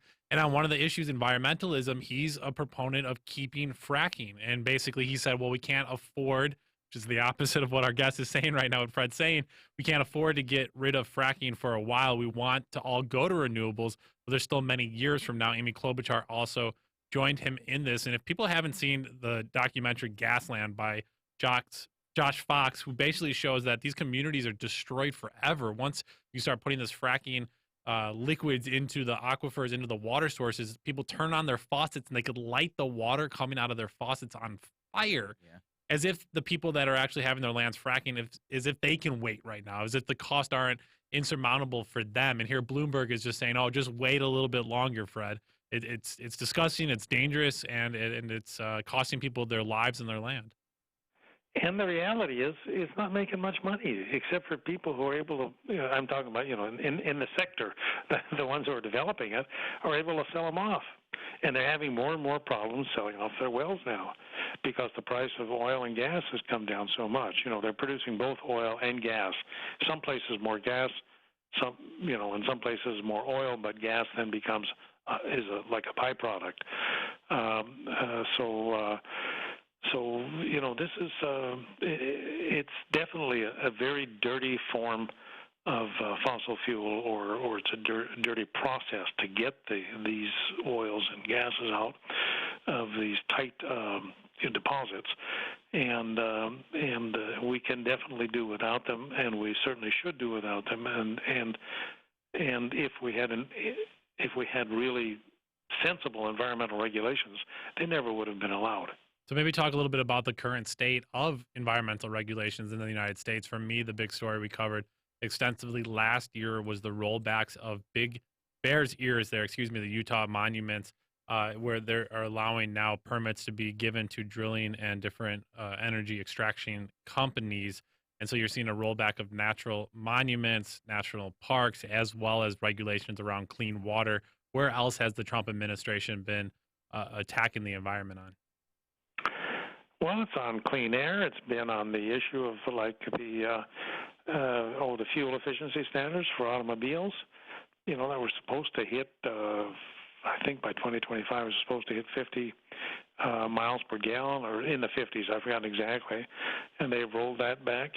And that is an environmental issue because it means that you need, more gas to go a certain distance, and because your car is less efficient, and therefore you're going to be polluting more, and you're going to be requiring more gas, to be consumed. So, that's just another example. Another one is in agriculture, where they are really loosening regulations on pesticides, and allowing pesticides to go into use or continuing use that shouldn't be allowed, because all the science shows that they're quite dangerous. So I think it's in the environmental area, they're trying to do, I would say, just about anything that you think of as good. They're trying to do the opposite. 202-521-1320. How is the environment around you? Give us a call, 202-521-1320. You're listening to Political Misfits on Radio Sputnik. So one more question dealing with the environment. Like I said, I'm always enamored in the way that the media talks about the environment, especially when they're talking to candidates. So a candidate may say, I'm rejoining the Paris Accord, as if the Paris Accord was the thing that was somehow going to hold back the night of changing our habitable environment. Is the Paris Accord, once and for all, the end-all, be-all, and the thing that's necessary in order to kind of bring us back in alignment, if we were in alignment in the first place? Or does it require a bit more substantial action that doesn't necessarily require profit as being the highest objective? Yeah, if we were to keep, and other countries were to keep to the Paris Accord, it would help slightly, but it's nowhere near what's enough to significantly slow down and reverse the buildup of greenhouse gases. It slows it down a little bit, but what's needed is a much more drastic slowdown of the increase in emissions, and then eventually decreasing the actual amount of emissions per year, and doing that drastically. And there were UN reports over the last year which indicated that we're talking about not a very long distance. We're talking maybe 12 years in the future, 11, 12 years in the future, that if we don't act by then significantly to reduce greenhouse gas emissions, then we're going to be locked into even more global warming than we would have been otherwise. if we just go, if we had cut emissions somewhat through, let's say, the Paris Accord. So this is a monumental time that we're in right now. There's a very short window of opportunity. Things are getting worse. They're going to get worse. There's nothing we can do about it at this point. The question is how much worse, and that's the issue, which really the campaign should be on, or at least should be one of the major issues in the Democratic primary and, of course, the national election. Is it already too late? And let me explain what I mean by that. We have a capitalistic system, and that system prioritizes profit over everything else. Everything else is subordinate to profit, man being controlled by its own creation of sorts. I've heard people make the argument that if the Arctic melts, we can get to the oil under the Arctic. Like, that's the perspective of the people we're talking about in these various positions of authority. And I remember the report from the UN. That report from the UN even went into this notion of extinction, trying everything it could to say that there is extinction without using the word extinction. Is it already too late? Because we're talking about changing fundamentally how we go about organizing our work, how we go about organizing our politics, and even how we go about organizing our economy. And how does a capitalistic system, or can all of this be done under the model of this system to which we find ourselves, this capitalistic system? I think it's extremely difficult, if not impossible. Certainly, there are things that could be done within the framework of capitalism that are not being done.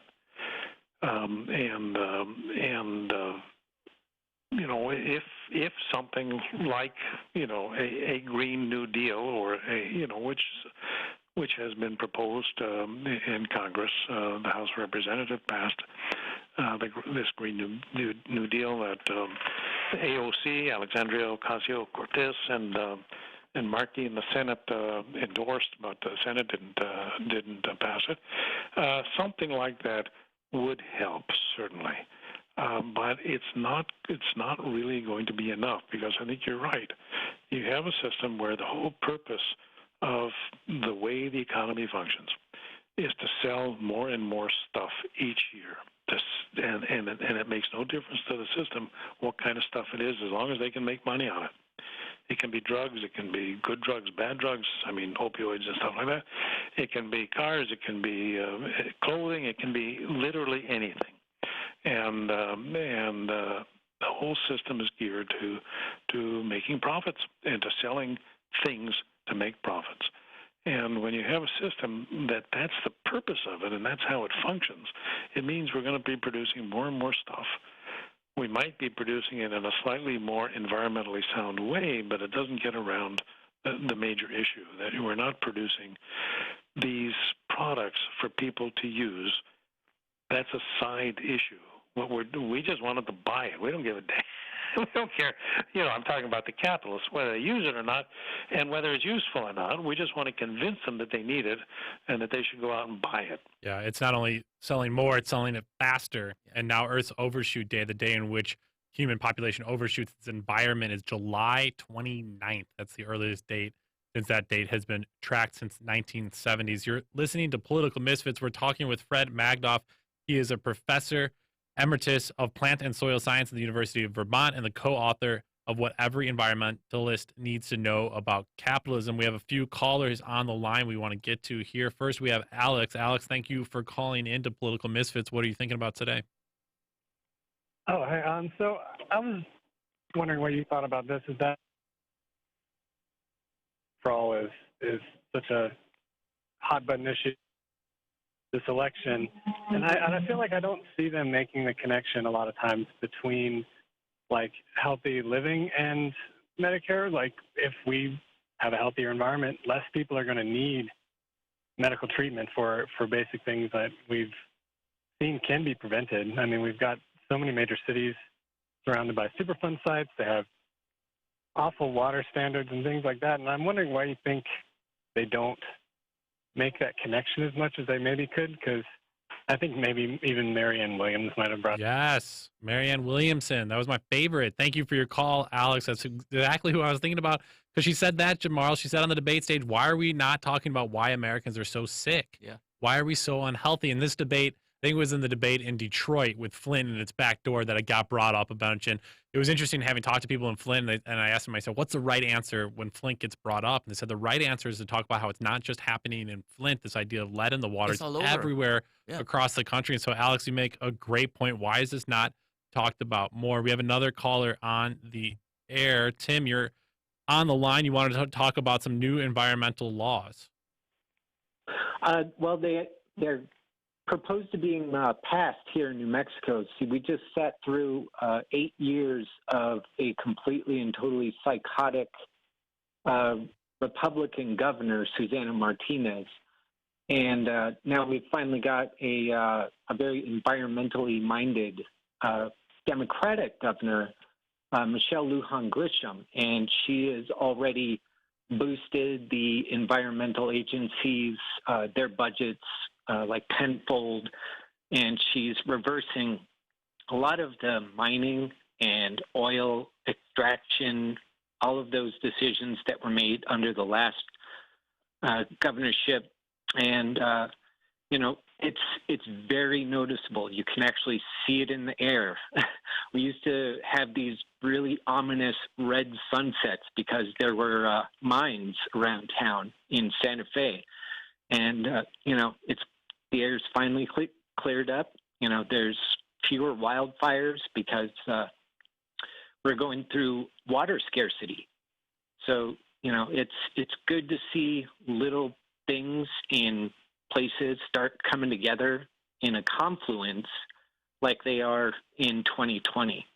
And, people are getting healthier on the whole. And it's just good to know people are starting to care again about this kind of stuff. Thank you for our callers calling in 202-521-1320, Jamarl. So that's a really good question, dealing with this notion of health. But again, this kind of goes back to our system, right? I mean, you can have McDonald's, Burger King, Wendy's, all before you get home to work. And even if you had every best intention in the world on making a decent meal for you and your family, you've spent the best hours of your life working for somebody else's profit, only to be beaten down to now just saying, God, I'm hungry, I'm just going to buy this sandwich. It's like all of our incentives are so screwed up, even like transport. Like you would have Florida transport oranges to China or something where China can completely make their own oranges. Like we have a weird way of organizing our society that is entirely around profit, where the environment doesn't even factor into it per se, at the very least from the classes of people who are involved in trying to acquire that profit. How do we change that? Like your book, What Every Environmentalist Needs to Know About Capitalism. Because I don't believe that Thunberg screaming and shaking her fists at the capitalist classes, if they don't know that what they're doing is somehow adversely affecting life on this planet, is going to work, especially since all the incentives in the world for these people to do what they're doing is for them to continue to do it. So how does the measly environmentalist, the luckless pedestrian, how do they turn this around and then push back on this sort of behavior? Well, first, I think it's a question of, recognizing, A, the extent of the problem, that it's not just, there's a lot of discussion about climate change and global warming. But as speakers have brought up, I mean, Alex and Tim, and you've brought up also, there are other environmental issues like pollution of the air and the water, and there are environmental issues really dealing with health, which includes food supply and the quality of it. And these are very, very important issues. I mean, I just want to get back to that. I'm going to get to your question in a second, but we have literally tens of thousands of people dying in the United States prematurely because of poor air quality. So this is not just, Tim's comments about New Mexico, I'm happy to hear it.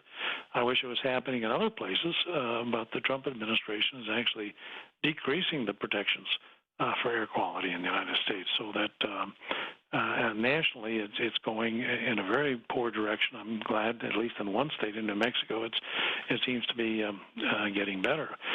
But how do you change it? I think number one is people, those of us who think that this is a systemic problem. In other words, it goes to the very nature of the system, of how the system functions, how decisions are made, and which decisions are not made or not even considered at all. If that is the real bottom line or the root of the problem, those who think that and believe that need to start talking to others about it who are in the environmental movement. And we need to convince other people that this is the case, that this is not just mistakes that people have made. This is not just something that you tinker here and tinker there with a little bit of regulation, which can easily be unregulated. And we know that the regulators, even in the best of times, are frequently in bed with those folks that they're supposed to be regulating. Look at Boeing. Boeing is a great example. The air regulators are right in bed with the Boeing company. You have these two airplanes fall out the sky, and what do you know? The moment that you look under the hood, you find problems. Absolutely. Yeah. This is one of the reasons why you can't rely on regulation itself. This is why, in my mind, the question that is the heart of the issue is whether this is systemic or not. Is this caused by the very system, the economic system, capitalism we have, or not? And I would maintain that it is, that all of these environmental problems are either caused by or made worse by the system that we have. Do you see any changes on the horizon for this? Meaning getting better? I mean, I know we've been getting a little bit of news. Now, one thing, and I would like to point out, I do think to some degree that environmental stuff is a hard argument to make if people are struggling. Meaning, if you have a situation where people don't have, I think, 60% of the country don't have $500 in a bank, or 50% don't have $500 in a bank, that's an extraordinary number. And so those people, if your basic needs are not met, well, they're going to care more about their individualistic needs. That's just clear. You know, if you have a family, if you have a kid, you have a house, you have a car, you have all of these obligations.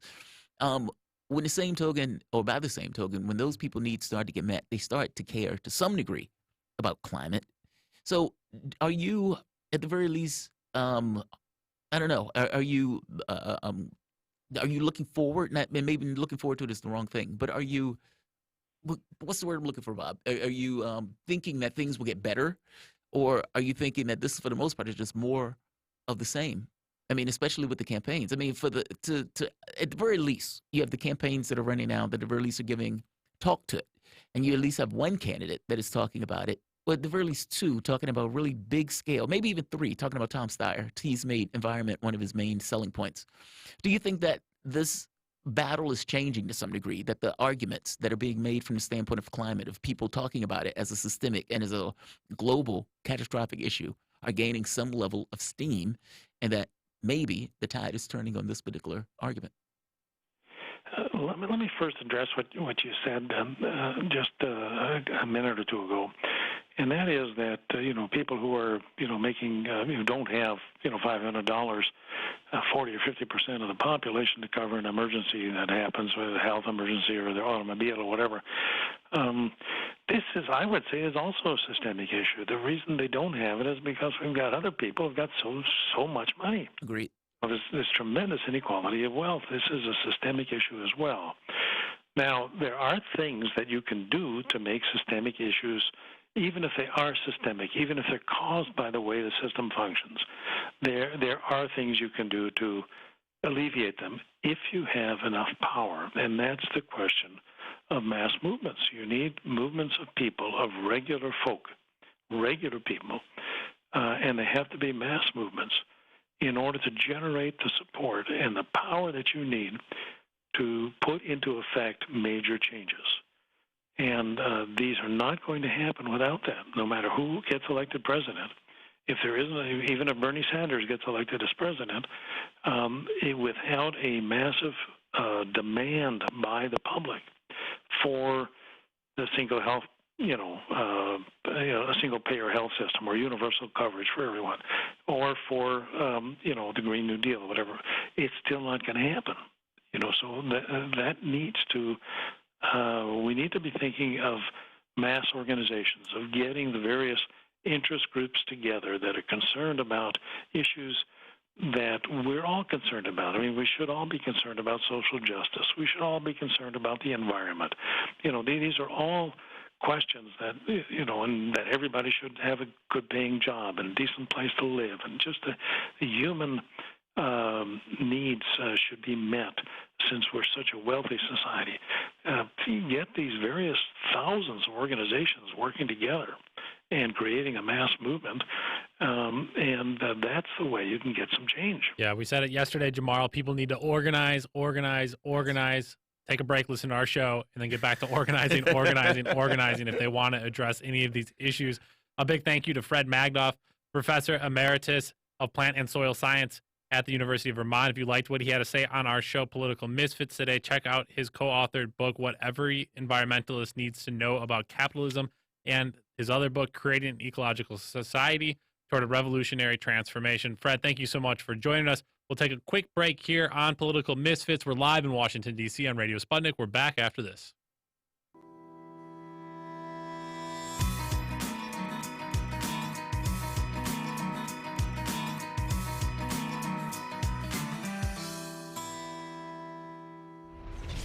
Shooting from the lip. We're taking no prisoners here. Real opinions for real people. Where we bring you people with controversial views, and instead of trying to catch them out, we actually let them expand on their views. What's going on in British politics, European politics, and indeed in world politics as well. And wherever you are, whether you're a UKIP supporter, a Tory or Labour, everything is in turmoil. John Gaunt. Shooting from the lip. On Sputnik with Max Kaiser and Stacey Herbert. Tune in. Well, maybe mention like central bankers and markets are doubling down. Not you're saying everybody's doubling down. They're crazy. They are. Everyone's crazy.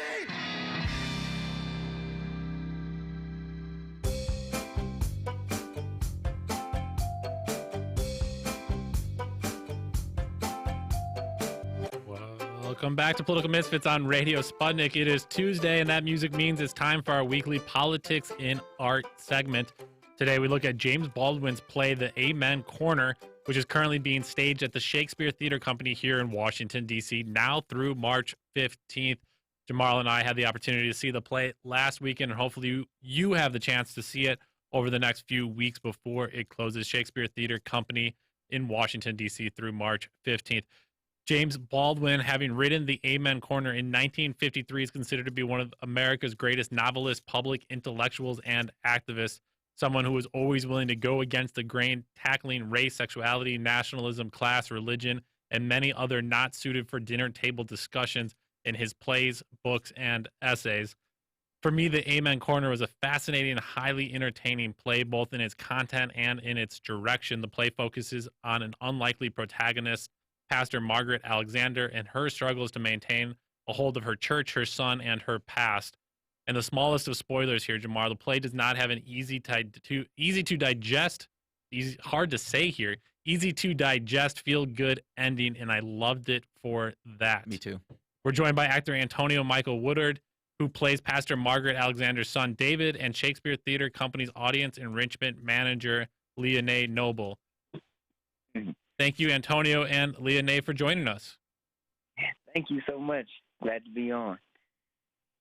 Antonio, let's start with you. You play Pastor Margaret Alexander, and I say unlikely protagonist because often we don't see black females being the lead in plays or in movies or in anything, and that was remarkable to see. Maybe if you could just give our listeners a brief introduction of The Amen Corner and a little bit more about what Baldwin was looking to explore in this play. The Amen Corner is about a family who I believe migrated from the South to find better life, to find better opportunity.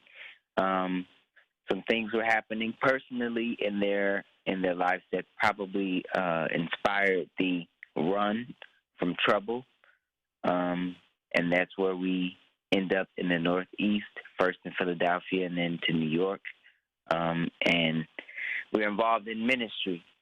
Well, my mother is involved in ministry, and I just happen to be along with her. And the ministry seems to take over, but also life starts to come back and starts to expose what's on top of the ministry and what's on top of the church. as you would call it. So the Amen Corner is just about, a big group of people, really congested within each other. It's based in Harlem, and anybody who knows about New York knows it's very congested, and everybody is on top of each other there. So all these people are fighting with life, fighting with the time. This is in the 1950s, so this is like before the actual civil rights movement was officially started. They were already working, but there wasn't anything, I don't believe, official, like an official title, just yet.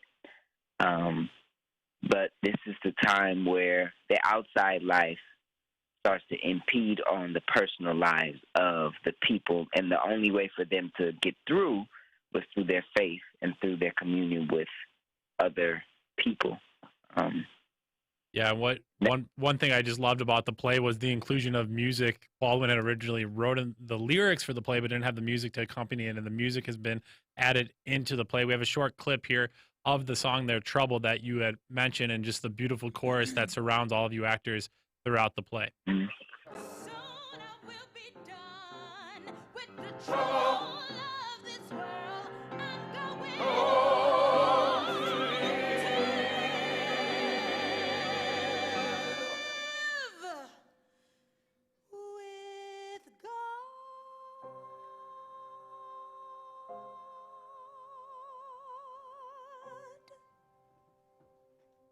Tomorrow, I'm a huge theater fan. You can go and see people sing for you live on stage for an audience one time for you directly. It's one of the coolest experiences, not only to have people act, but this powerful singing throughout. Antonio, I wanted to ask you a little bit more. As I mentioned, you play the protagonist, Pastor Margaret Alexander's son, in the play. And I thought your character was tragically powerful in so many ways. And a lot of your character evolution and development actually takes place off a stage. You kind of come back into the scenes and the lives of people having taken these major jumps and steps. And for me, Baldwin was exploring the pressures put on young black men in society, both from within the family, from religion, as well as friends, peers, and society around them, and really wanted to highlight the stress that was put onto your character. And in one moment, you come back from being gone and you come back to your ailing father's bedside and you start smoking a cigarette, and your father turns to you and says something along the lines of like, "Oh, you're already smoking. You've already basically had to deal with the pressures, dealt with society, and you're at this breaking point or a stress point where now you're turning to drugs."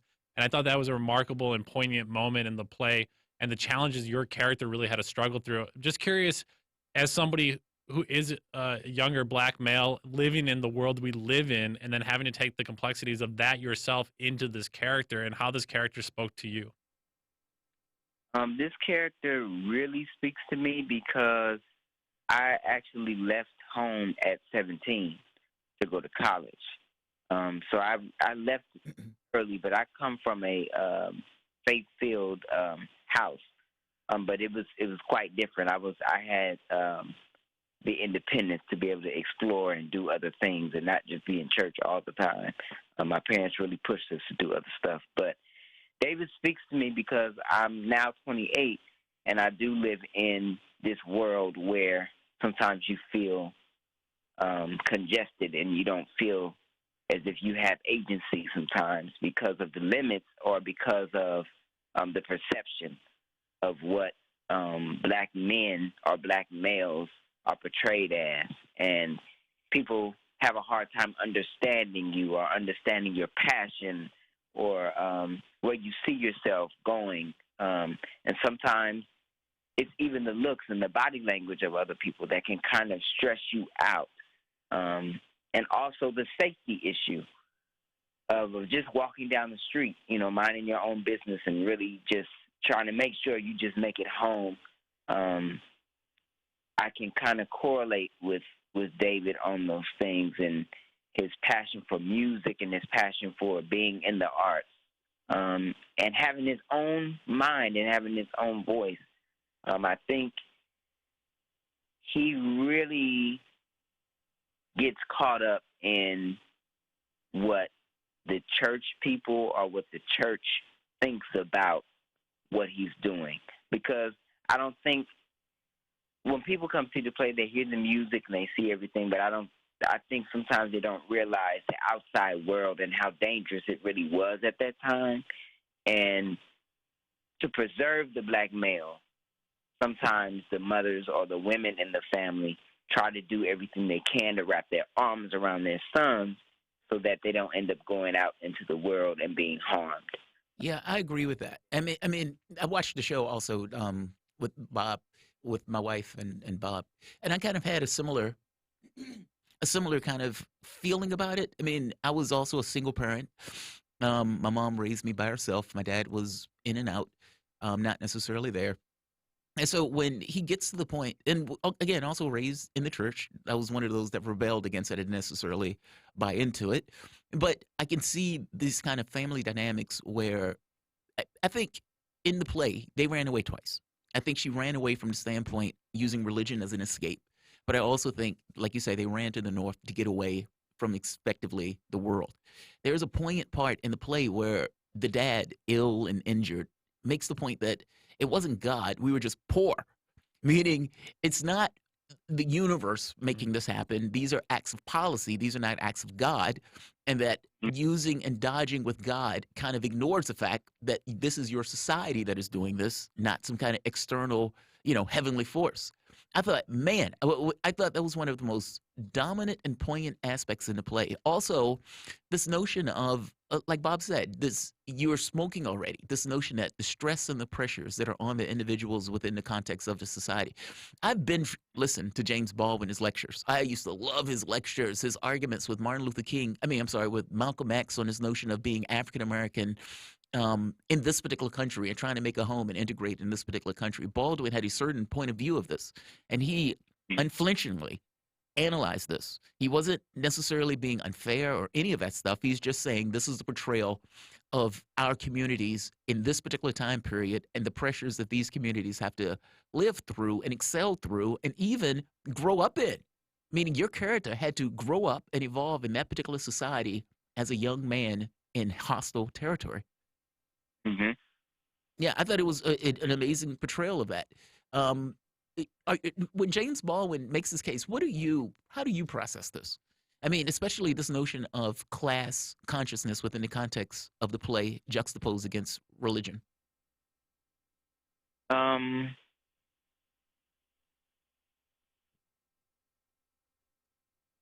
I know that question is slightly awkward. Let you think about that for a moment because we have two callers.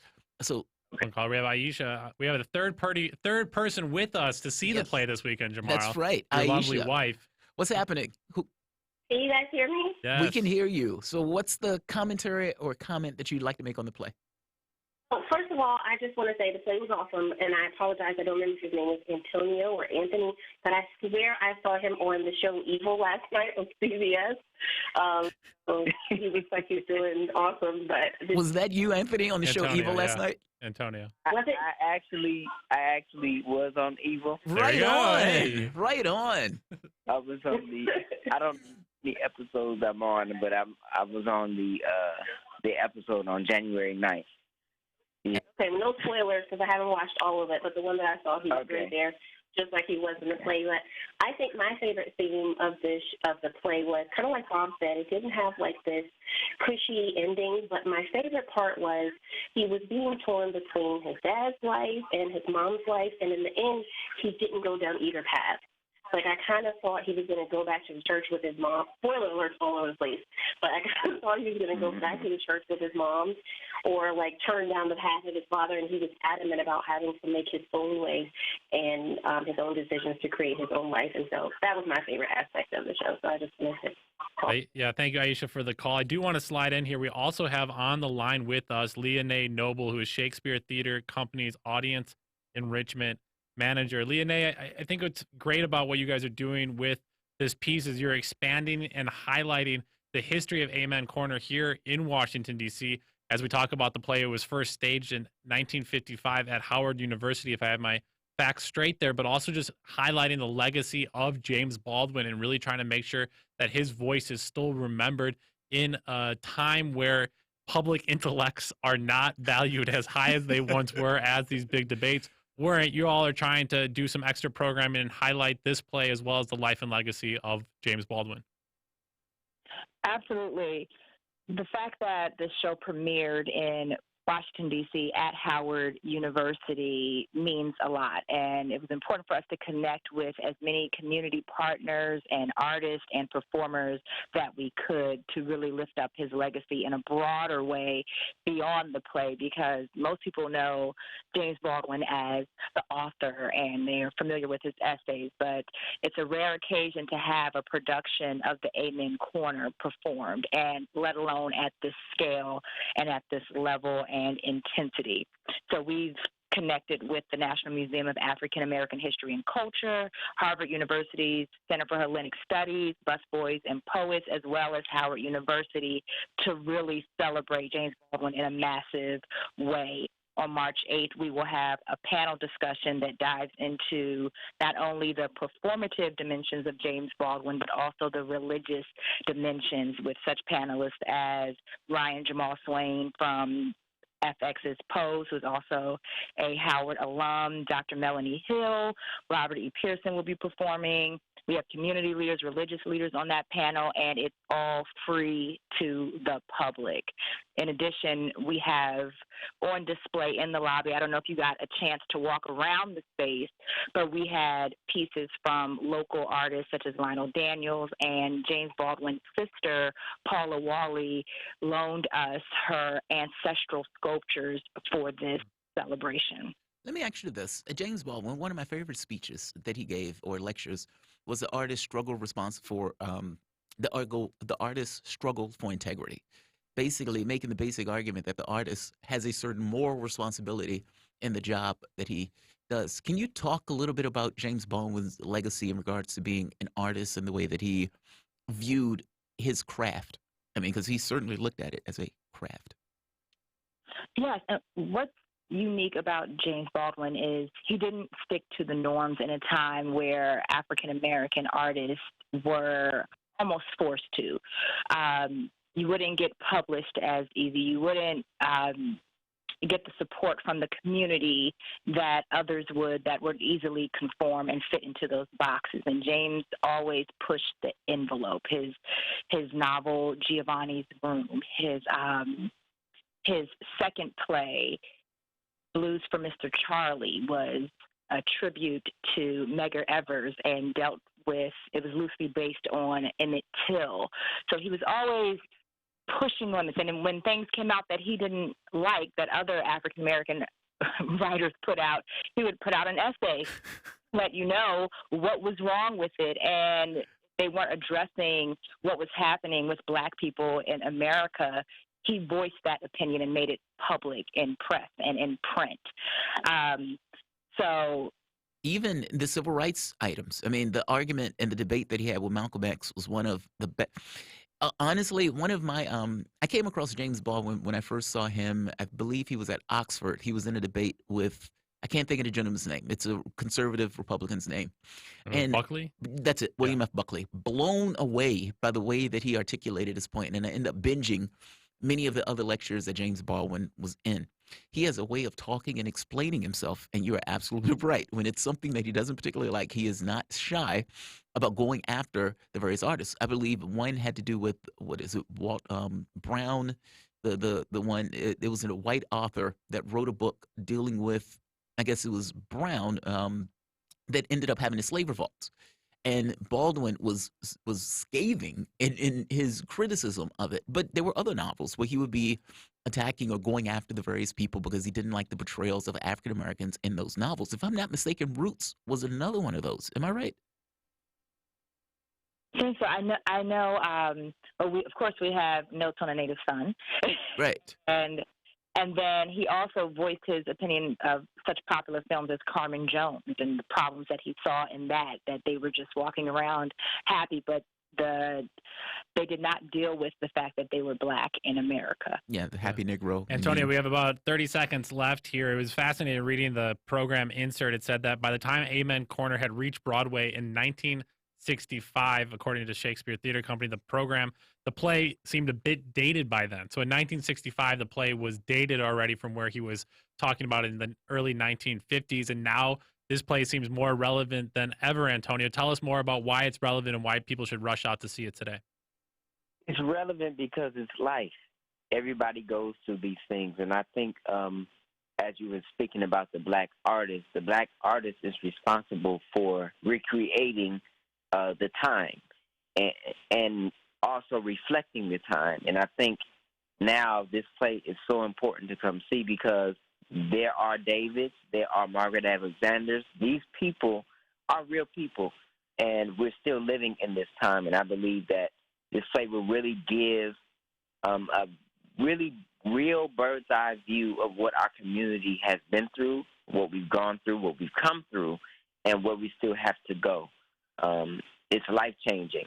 And if you're ready to move on with your future, or any young person feels like they're stuck somewhere, this is the play to be able to find your freedom and to find your voice in tumultuous times that we live in, that the church is not always bad, and it's kind of a jump start for you to get to where you need to go, just as James Baldwin did. That was Antonio Michael Woodard and Leah Nate Noble of Shakespeare Theater Company. Thank you both to join us. Please go and see the Amen Corner, which is now playing at Shakespeare Theater Company here in Washington, D.C., now through March 15th. Tomorrow we have one more break here. Political Misfits live in Washington, D.C. We're back after this.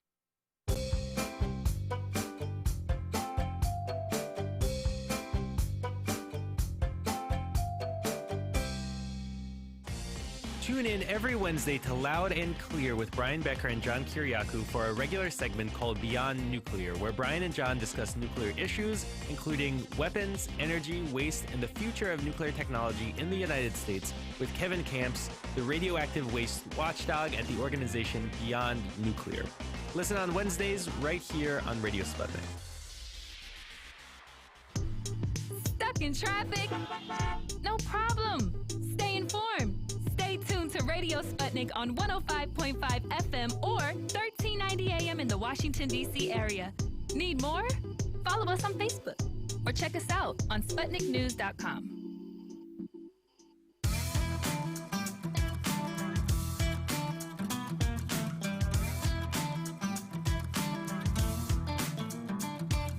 Welcome back to Political Misfits on Radio Sputnik, where we bring you news, politics, and culture without the red and blue treatment. I'm Bob Schlehuber here with my juggling friend, Jamarl Thomas. Jamarl, a few stories we wanted to make sure we got in here before the end of the hour. Hosni Mubarak, the Egyptian president who was ousted in 2011 during what became known as the Arab Spring, died in a hospital today at the age of 91.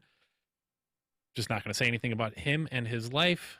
Well, he outlived a lot of people that he helped kill. Yeah. Really fascinating on that end. And that we backed, by the way. It wasn't like the U.S. wasn't backing Mubarak. Yeah. Harvey Weinstein, as people heard yesterday, was ordered straight to jail after his conviction of 2 counts of sex crimes yesterday. He dodged Rikers Island tomorrow, complaining of chest pains and high blood pressure. Had to be rushed in an ambulance on the way to jail. I think I would have high blood pressure and chest pains if I, too, was convicted of sex crimes after going decades without being found guilty or being held accountable to anything whatsoever. And just think, that much wealth. I mean, we're talking about somebody who, for the most part, lived in a lap of luxury while he was abusing all of these people, being sent straight to jail. He's like, oh, my heart, get me out of here. The last kiss off to all of those people who were complaining about him. Jamarl, one last story to throw at you today. The headline here, and now we have to start getting creative here. As much as it seems like Bernie Sanders is the front runner, you know the Democratic Party and those are trying to hang on to power to not be pushed out are going to do anything and everything they can to slow the man down. So let's get creative. Headline, Democratic plaintiffs sue to get Bernie Sanders disqualified from Florida primary. Wow. And why are they doing that? Well, 2 Florida Democrats sued Bernie Sanders in an effort to disqualify from the state's March 17th primary. Frank Bach and George Brown, both Democrats registered in Florida, argue state law precludes a candidate not registered as a Democrat from running in the primary. He is a Democrat. They argue defendant Sanders is clearly an independent, Jamarl, and is clearly not a Democrat by his own definitions. His current day job is a U.S. state senator, and he's consistently proudly asserted his service in that role as an independent. This is quite possibly the stupidest, most desperate lawsuit. I mean, think about what they're acting. I've had arguments with people who's like, Bernie Sanders is not a Democrat, as if being a Democrat is something by blood, as if something like you bleed on a flag in order to determine, and if it's blue, you're a Democrat. Nonsense. We're all Republicans then, by that logic. By that logic, right. Look, you decide who you're going to run for, what party you're going to represent, and you put a sticker on your chest. And you are a Democrat. This is not by blood. This is not by birth. This is not something that is God-given. There is no king or queen or duke to present you and bestow you with this particular ruling. This is nonsense. Give up. They say here, Florida law is a closed primary. Those not registered as a member of a particular party are simply not allowed to vote in a primary for that party. So why can Sanders, as the nominee, come over and do what he does? I have always a complex position on this argument right here, because I want people to break away from the Democratic Party so much. And so many times somebody goes back to the Democratic Party, and I understand to win the presidency in this country, you're not going to have a great chance of winning as non-Democrat or Republican. But even down ballot races for Congress people I've talked to over the years, they say, if I'm going to beat this Republican, I have to run as a Democrat. Well, then you go on and lose. And so then at that point, you should have ran as an independent, because you're not going to win as a Democrat either. And I think that's where some of that logic is backwards to me. And then here in Washington, D.C., for those listening on a 105.5 FM, Congress actually has a law that requires, or basically shaped the law, which then D.C. passed, that requires of our council members, of which there are 13, 2 of them have to be non-majority party representatives. So out of those 13, all 13 cannot be Democrats. 2 of them must be non-Democrats. Yeah. And this was a way for Republicans or non-Democrats to hold some type of power, but it was basically put on the people of Washington, D.C. And so in all of these races, which is happening this year coming up, is one of those independent seats is up. And now every person that's ever been a Democrat is now all of a sudden an independent. And so for me, as somebody that's actually not a Democrat, who's a political misfit and doesn't fit in, for me, it's like, well, wait, those seats are reserved for us that are trying to offer an alternative. Right. But at the same time, my brain's telling me, well, one, that law is put on to people in Washington, D.C. who don't have representation over Congress. So screw those people. We can do whatever we want. If all 13 wants to be Democrat, then cool. And on the same token, for me, if democracy functions like it should, whoever the most amount of people want, regardless of party, should be there. So who cares if he's an independent or Democrat? If people are calling and clamoring for Bernie Sanders, I mean, that's kind of what I like about the California the jungle primary, is just the top 2 people, regardless of party, are the 2 people that go on to the general election. And that almost seems like a better fix. Like, why are we pretending we don't live in a 2-party nation when basically you have a Democrat and Republican primary to pick the 2 frontrunners from that? Yeah. If there are 2 Democrats more popular than the Republican, why are the 2 Democrats not the final choice that people are being offered? And so the whole thing, again, goes back to, can democracy be bought? It's already bought in America. Is democracy broken? Yes, we have all these mechanisms that aren't working well together whatsoever, in my opinion, Jamar. And so, yes, this obviously is a sillier attempt, but knowing Florida, anything is possible. Yeah, you never know. Look, I agree with you. It's almost like we scream, oh, we have these other governments around the world that are singular party governments. How dare they? We have 2 parties. We're the height of democracy. It's utter nonsense. There should be a bifurcation or a splitting in regards to the political space where we allow and encourage multiple parties. I mean, ranked choice voting would help a lot with that. But let's be clear, though. In order to win, to some degree, you almost have to run in the context of the party. That's not necessarily something I love.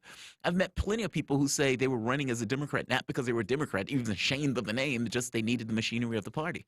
Henry Wallace ran as a third party. Henry Wallace was one of the most popular politicians in the United States under FDR.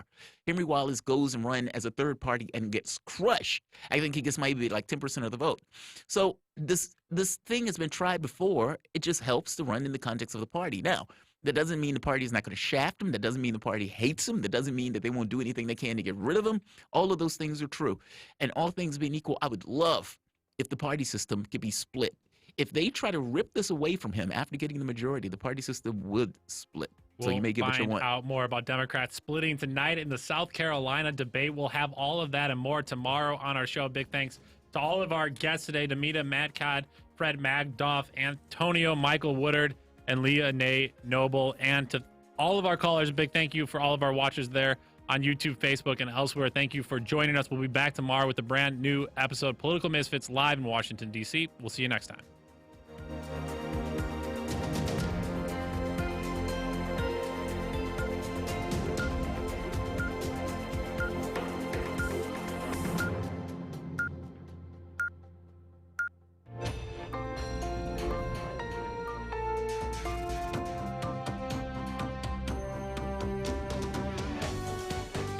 listening to Radio Sputnik. Telling the untold.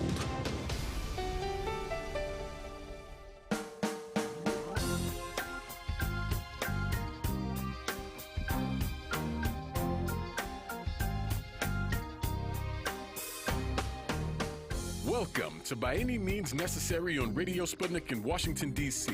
I'm your host.